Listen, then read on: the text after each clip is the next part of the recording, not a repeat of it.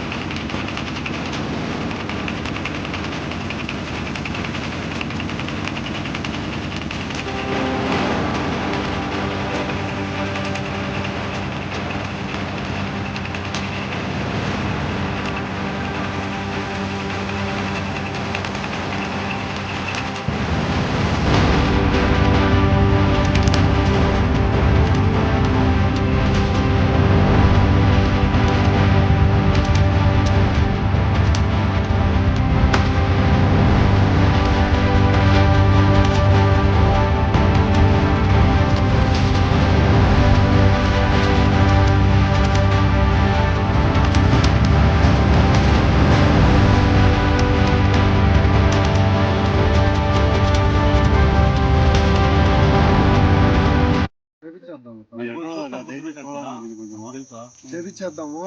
ఇప్పుడు నేను పెట్టినాను లేదు చూపిస్తాను. ఆ ఫోన్ లో ఉన్నది చూడ, ఇదిగా ఫోన్ ఇదిగా. సరే, ఆ రోడ్డు నుంచి ఇది ఈ రూట్ ఎంత వరకు పోతుంది? ఇది 2.4 వస్తుంది మొత్తం. బోర్డు పెట్టారు 2.4 లో ఆ రోడ్ నుంచి ఇది ఇదే మధ్య బాగా లేకుండా గుంటలమయ్యి ఎందరో ఉన్నది. 1.4 ఉన్నది. 1.4 మళ్ళీ అవతల ఎంత బాగుంది. ఇదంతా పెండింగ్ కారణం ఏమి? ఇది అప్పుడు పెట్టాము. అప్పుడు మేడం వెళ్ళిపోతున్నాడు కదా ఎమ్మెల్యే, చేద్దాం అని చెప్పినట్టు ఇంకా ఆడ కొంచెం వర్క్ ఆగిపోయిందని చెప్పి అప్పుడు కరోనా వచ్చి ఆగిపోయేసి మధ్యలో ఏమన్నారు,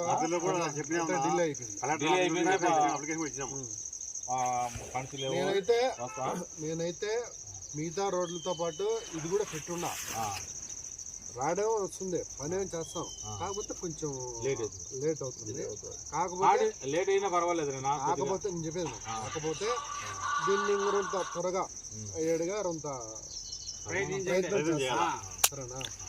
అది ఈ సమస్యలు గుర్తించి ఈ పరిస్థితి ఇలా ఉన్నదని అధికారుల దృష్టికి తీసుకెళ్తాం. దీని పరిష్కారం దిశగా త్వరితగతిన అయ్యేటట్లు మా వంతు ప్రయత్నం చేస్తాం. అది కాక పెట్టేటప్పుడు మా ఊరు పెట్టాను.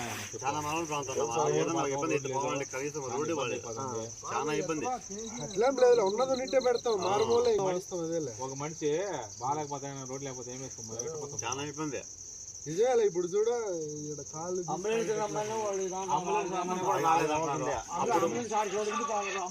అప్పుడు రోడ్డు మీద మనిషి బతాడు సస్తాడని నమ్మకం ఉన్నది.